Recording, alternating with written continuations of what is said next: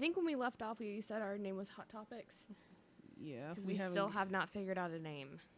So, again, that's just a placeholder until someone can tell us a better name. I mean, I don't know. I'm not good with names. I've never been good with names, like, at all. Nah, I'm not good with names either.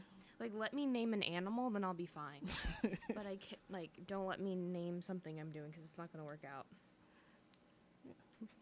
Okay, so this week, I guess we should say that our show is based on a weekly thing. So, like, from Monday until we go on air on Fridays, we kind of just talk about what's happening that week. I wasn't here last Friday because I was sick, but did you record something last Friday? No, unfortunately, at the last minute, I had to go do a test on Friday. Yeah, see, I had a test before this, and we're kind of late streaming, but I was sick last Friday, so there was no show last Friday. So this week, I think big things about, obviously, the North Carolina riot, the Tulsa cop thing that happened with Terrence Crutcher, I think that's how you say his last name? Yeah, Crutcher. I believe so. And then the Brangelina divorce. But I always feel like we have to drop a little bit of pop culture in there, because everyone's always talking about pop culture. Okay, so I think first we're going to talk about the Tulsa cop thing. Do you know anything about that? Not much, really. Well, I mean, I didn't watch the video because I don't like watching people die. Right. So the gist of what I got was that this cop named Betty Shelby, she's like 40 or 50 something, I'm not really sure. But she got a call, or she was responding to a domestic violence call, but on the way she stumbled across Terrence, like, walking away from his car, because apparently on the dispatch, like the little radio thing they have, there was a call saying that there was a stalled car in the middle of the interstate, but there was a man in the car that saying it was going to blow up, so he's walking away from his car. So then this Betty Shelby officer rolls up on the scene. She was not even responding to that call. She was responding to a domestic violence call, like, somewhere else, but she just, like, stumbled upon them. And then she said that Terrence was out of it. He wasn't responding to her commands, I guess, like to say, like, to get down on the ground or something like that. He wasn't listening, but his hands were up. Everyone can see in the video that his hands were up. Right. They were up. And kind of one thing led to another, and she shot him, and he died. But the thing is like, his hands were up. I mean, he didn't have a weapon. He was apparently walking back towards his car before she shot him, and she said that she feared for her life and that she thought he was reaching for a weapon. But in the video, it shows him walking towards his car. I'm not sure, like I said, I didn't watch the video, but I'm not sure if his back was to her or not, but his hands were up the whole entire time. And she said she feared for her life and shot him, and then he died. How are you fearing for your life? Plus, you say he was possibly walking back to his car. It's not like she so was... he was walking back to his car. I'm not sure what he was planning on doing, but his hands were up the entire time. The entire time. But it's not like he was running towards him, so... Exactly. So that happened. I'm not sure when that happened. I cannot remember what day, but after that, what is it? Oh, yeah. She was booked. Mm-hmm. I don't know criminal justice lingo, but I read that she was booked and then she was released on a $50,000 bond. So, but she turned herself in. So she turned herself in, she gets booked, she gets released, and from the point of her being released, there has been statements that she has made through her lawyer saying, like, I haven't seen any statements saying that she is remorseful or anything. It's just the same, like, I was scared, like, I thought he was reaching for a weapon and blah, blah, blah. That makes no sense to me. If your hands are up. If I was reaching for a weapon, why would I have my weapon far away from me in the car anyway? Exactly. If it was me, I would have kept it on my person. But that's because it's easier access. So, since she's been out of jail, that she's gotten death threats, is what she told her lawyer, and her lawyer told the media. She's getting death threats. They didn't say what the threats said or where she got them from. They just said that she's been getting them. Which, I mean, if I don't have an example, like, if I don't see an example of what's happening, then I don't believe it. That makes no sense to me. They did, after everything happened, the police did search Terrence's car. There was no gun. There was no weapon whatsoever. There was nothing. Shocking. Exactly. But, after that whole story came out, someone, I think it was the Tulsa, I want to say police department or something, I'm not really sure, kind of dug deep into the officer's background in her life, and they said she has problems with, like, substance abuse, domestic violence, and all that type of stuff. So I've read different articles. One said that they found PCP in his car. Another one says they didn't find anything. Another one says that there was some sort of weapon in the car. So it's like, it depends where you go to read the news, but all the news stories are completely different. So, I mean, it's like, I don't even know where to go to read to see what actually happened.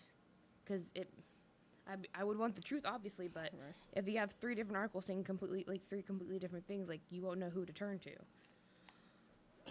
I think that's just nowadays with the internet. You can't tell if something is the truth or not. Yeah, like, especially, like, pictures and, like, videos. Like, there's Photoshop. There's a bunch of stuff to, like, manipulate those things. So it's like you can never really believe what you see on the internet unless you've seen it for yourself. Like, that's literally, like, that's all you can do. So for right now, we can basically say that he had nothing in his car and she just shot him in cold blood, basically. Exactly. So that's what I saw. That's what all the stories have in common. So that's what I'm gonna go through. But then it kind of, like, throws me off guard because it says she turned herself in. Right. I mean, for you to turn yourself in, that means, you know, you're guilty. And you know that you did something bad. Exactly. I mean, I don't know. It just doesn't look good to me. And going off of that, there's the riot in Charlotte, which I honestly did not know. I knew there were riots. I just did not know what they covered. But I did a little, like, research before we started, and it was about this black man his name was Keith Scott. He was 34, and he was shot and killed on Wednesday, which was the 21st, because it is Friday. Yes. On the 21st, in an apartment complex. So I'm not sure how the scene was set up. I know that I don't know if he was, like, in an apartment in the apartment complex or if he was, like, in the complex, but he was, like, outside of the apartments. Like, I'm not really sure. But apparently it was just him and these set number of cops. I'm not really sure how many cops were there. But the cops all say that he had a gun in his hand, and when he was told to drop the gun, he didn't. So then the police opened fire because he had a gun in his hand, an alleged gun in his hands. But his family came out with a statement saying that it was not a gun, it was a book. A book? A book. I don't know. I knew a gun and a book are very different. Like, a book is bigger than a gun. It's, depending on what gun it was, is bigger than, you know, like a 9mm, but it's smaller than, like, an AK-47. I mean, I don't know. Right. Like, it doesn't make any sense. That's weird. How do you mistake a book for a gun or vice versa? I'm not sure. So my thing is, if it was a gun, then they would have known it was a gun. If it was a book, it would have been obvious it was a book. But even in the sense of, why didn't he drop it when he was asked? Even if it was a book, like, hey, like, show him, like, flip open the pages, like, hey, it's a book. So that makes me think that it wasn't a book. I mean, if it was a book, like, he could have been like, hey, no, this is a book, like, look. You know? It would have been that simple. That's true. But it's like, since all this stuff has happened throughout this year and last year and, like, the year before that, it's like, it almost seems like no one cares what you got in your hand. Well, that, but more of, like, at first, you know, you're always told to do what the cops say. And there are crooked cops out there. I cannot talk today. There are bad cops out there. Right. But they are here for the protection of us. So me, like, and this, like, if today, like, after I leave here and I get, like, pulled over or something like that, and the cop's like, hey, do this, this, and this, I'm gonna do it because that's their job. I mean, I know I don't have anything illegal or a weapon on me, so I'm gonna be fine. Like, you can search my car, I don't care. But ever since all these killings have happened, there's a lot of black people that are saying, well, I'm not gonna listen to the cops because, you know, they're killing all these black people left and right and blah, blah, blah. But it's like, if you don't listen, you're going to become, like, a statistic of, like, the killings and stuff.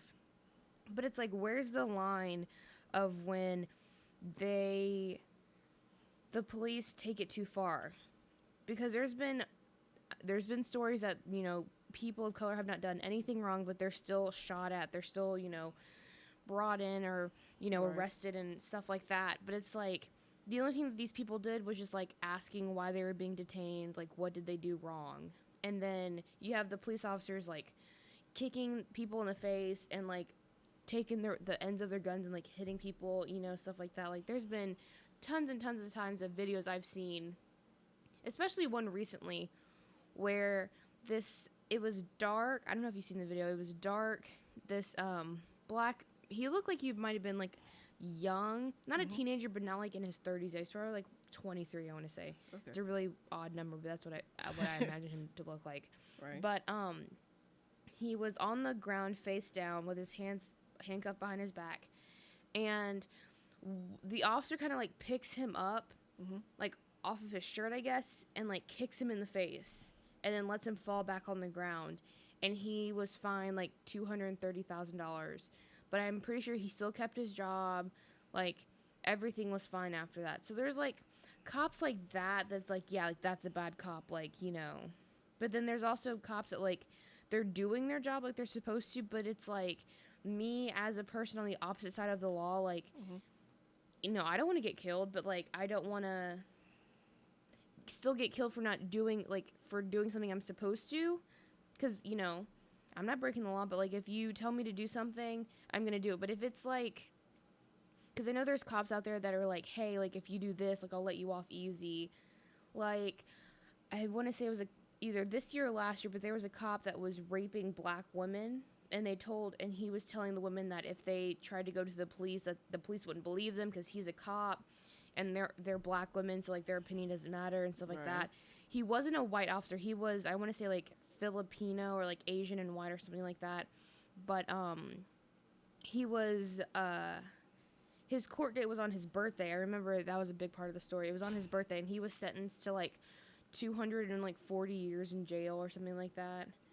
Because it was, like, I think it was, want to say, like, 7 women, and then some of the women, like, they said that he was raping them in front of their kids, like, of her kids. Or, like, that he would pull them over, and then he'd make them go in the cop car, and he would rape them. And he thought he wasn't going to go to jail for Yeah, that? he was telling the women that just because they were black, that the law wouldn't believe them.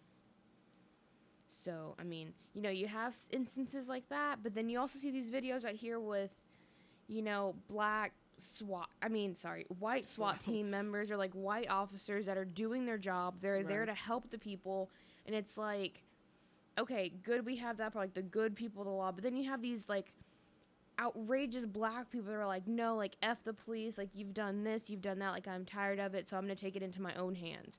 So then that gives black people the bad image of being, like, these crazy,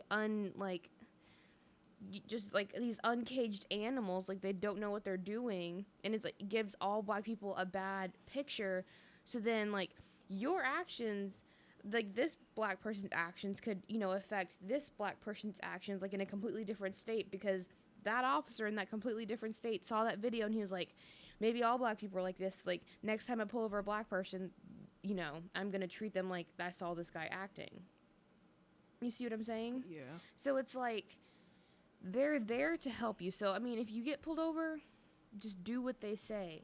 Like, you know, wrist on the wheel, hands spread apart, illustrate every single thing that you're doing. You know, like, they're like, you know, registration and whatever. I've never been pulled over. I don't know what they say. But it's like registration and license or something like that. Yeah, they say, like, license, registration.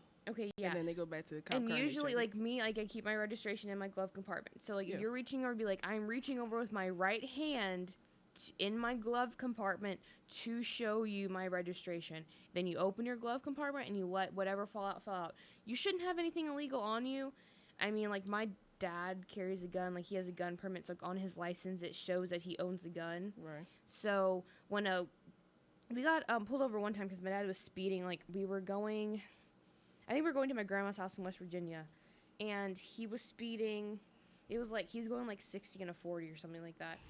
And the cop, like, came up. His hands weren't on his gun or anything. But, like, as soon as he walked up to the car, and my dad rolled down all the windows. Because he showed, like, we're all in here. Like, a family's in here, so no need to be crazy. Right. He was like, I do have a gun. Like, it's in the car. I have my permit with me. Like, I'll show you everything. He showed him everything. He was like, okay, awesome. Thank you for cooperating with me. And he let us go with no ticket. You know, it's like, don't be another statistic because you want to show out and be like, you know, F the police just because they've been doing stuff like that. Because, like, not all black people act the same and not all cops are the same. You know, it's like you have to act a certain way. Like, they're obviously there to help. I mean, if you're doing something illegal, that's on you. Right. Like, don't give me a bad image because you don't know how to act.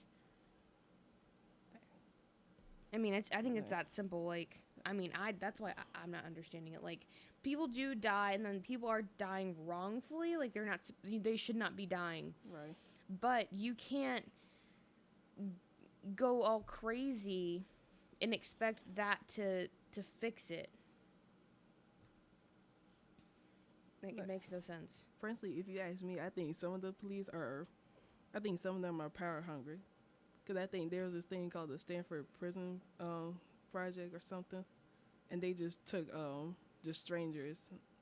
Half of them were police, half of them were prisoners. And then as soon as the police, it's like as soon as they had the clothes on and the badge and everything, they got all power hungry in the head. I've never heard of that.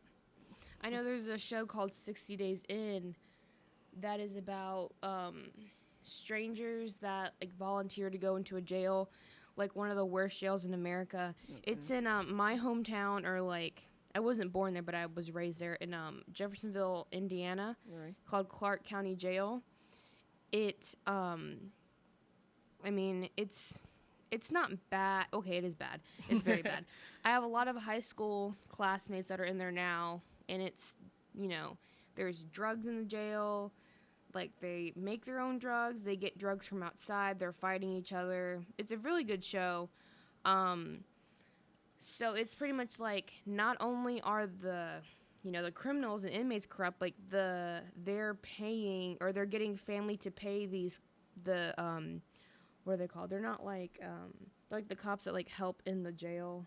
Oh. Like the guards. Yeah. Yeah. So, like, the inmates are getting their families to pay these guards money outside of the jail, so the guards will bring in drugs, like, on food trays and stuff like that. It's a really good show, I think. I mean, I think it's weird because it's a really popular show now, but, like, it's like, I know people on that show, like, personally, like, I'm friends with, like, the sheriff on the show, like, on Facebook. Like, it was a really small community, so everyone's friends with everyone. Like, I could name probably, like, more than 30 of the people that we saw on the TV, like, on the TV show. Okay. But, like, I have a family in there, like, that was on the TV show. Like, it was crazy.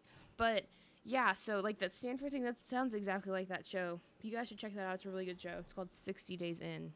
It's awesome. I think it's awesome. I might check that out myself. No, it's really cool. But, back to the riot in North Carolina. So, after, Keith Scott was killed, he was killed on Wednesday, and then I think it was Wednesday night or the Thursday mainly is when the riot broke out. But the thing is, it wasn't even a riot at that point. It was a peaceful protest with people with their hands up saying don't shoot, or, like, they were on the ground acting like they were shot. Right. The police said that there was a curfew that they enforced, but they didn't because nothing bad was going on. And then shots rang out from a protester shooting at another protester. So it was like, yeah, so the guns... Really? Yeah, so the shots were from civilian on civilian, so the cops didn't fire the shots at all. So within those shots, the protester that was shooting hurt another protester. That's not. Mm-hmm. They're not dead. They're in like critical condition, and then shot 4 officers that weren't like non-life threatening. So probably I think it was like in the legs and the arms or something like that. But after that, then it became a riot because then the people that aren't around the gunshots, they probably thought it was like cops shooting. So then they get angry because they're like, you're shooting us for a peaceful protest. And that comes back to what we were saying earlier about, you know, people thinking that they need to take it in their own hands to make a difference, I guess. You know, like, let me act crazy so then the police know that they're doing wrong. You know what I'm saying? Like, it's not our job as black people to enforce the law. Like, I get it. I mean, I've never been in trouble with the law. I don't plan on it anytime soon. No, I definitely don't like, plan on it. I'm an Army brat, you know, military brat. I don't know what you guys call it, but, like, my dad was in the military. Like, I was raised from a military point of view, so I know the rights and the wrongs. You know, yes, sir, no, sir, yes, ma'am, no, ma'am. That is me. But it's like, I don't know. Like, I was just raised to, like, you have to respect authority. I understand, like, if they're not respecting you, that it can get ugly. Like, you know, but it's like, that's their job. You know, that's just me. Like, I was raised to, you need to respect cops no matter what. Right. You know, it's, at the end of the day, it's not, let me go crazy so I can be a statistic and people, you know, remember my name and, like, I died for the cause. It's literally about getting home alive or getting to where you're going alive at that point. Like, it's not that hard. Like, that wouldn't make sense if the police did shoot it, because why would they tarnish their own selves? Exactly. I don't know. It's just a lot going on. And it's like, after a certain point, these get old.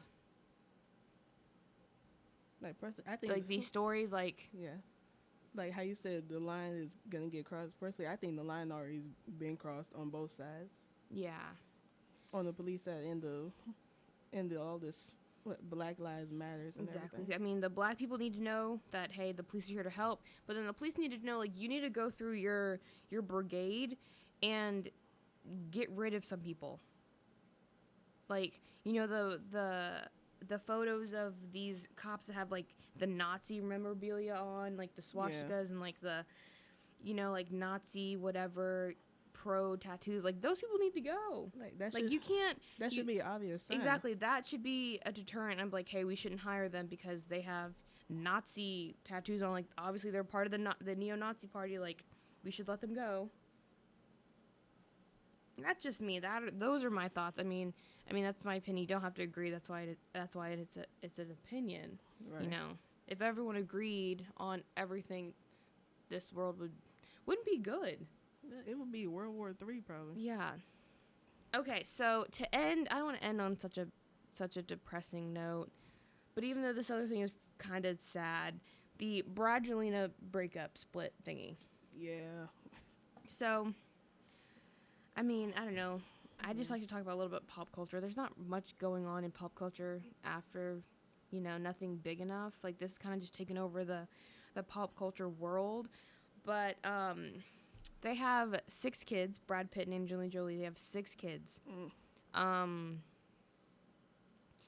think, like, 4 of them are, like, from overseas. Or, like, 2 of them or something like that. Like, 2 of them are African. Or 4 of them are African. I'm not really sure. They have a lot of kids, though. They met on the set of Mr. and Mrs. Smith, that was such a huge deal because he was still with Jennifer Aniston. And then he met Angelina Jolie and was like, bye, Jennifer. Hello, Angelina. So that's where they met, was Mr. and Mrs. Smith, which was like 2003. I think it was 2003 when that movie came out. And that's when they met. But then they didn't get married until 2014. They've only been married for 2 years, but they've been together for like 8. Because Angelina Jolie was married to, like, Billy Joel, something like that, or something. Yeah. Not Billy Joel, but, like, he was, like, a producer or something like that. I'm not really sure. But, so the story goes that she hired a personal, private investigator. Right. And followed Brad, around. He went to France for, like, no reason at all by himself, and he met one of his co-stars. Her name is Marion Cotillard. I never heard of her, to be honest. Yeah, I've never heard of her, but it's funny because they met on the set of his new movie. It's a World War III drama called Allied. It's not out yet, but they met on that set. Right. So then he goes to France to see her, and then the PI comes back with, like, pictures and, like, hey, they're doing it pretty much. Here you go. Here's what you wanted to find out. So then she filed for divorce. A lot of personal sources, and I'm putting my finger air quotes around personal sources, say it's not because of her, but why else would it, why else would they not be together? But, yeah, so they're getting a divorce.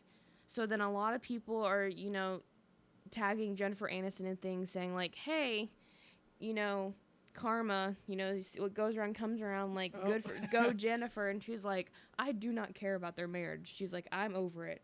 Like, I'd be like, I'm over it too. I don't care. Like, whatever happened back then just happened back then. That's not going to affect me now. Exactly. Like, it happened. It's over. Get on with it. That's why I like Jennifer Aniston. I mean, she still looks good. She's like 50, and she looks like she's like 30 or 40. She looks awesome. They always say, like, black don't crack, and it's like, Jennifer Aniston don't crack either. Because she doesn't. She looks amazing. Well, do you have anything else to add? Because to that little subject, because that's all like the main points of it. Like, I think they've been, like, it feels like they've been married way longer than just 2 years. But, like, that's just me. I don't know. Do you have anything to add? I mean, I think I'm probably just gonna wait and see how it's gonna affect, like, the kids and everything mostly. I think they're actually gonna be under her custody. Like, Angelina Jolie's gonna have custody of them, but she's allowing Brad to have, like, visitation and whatnot. Their oldest kid is, like, 15. So it's still really young, but, like, he gets it, like, what's going on. I don't know if it's a boy or girl, actually. I'm not sure who the oldest is. I think it's Maddox. I think that's it, but I don't know if I'm not sure who that is. They have so many kids, I can't keep track. Like, they're adopting brand new kids all the time, and they've been the subject of many memes, many memes I've seen since, yesterday, today. Like, they're blowing up on the internet.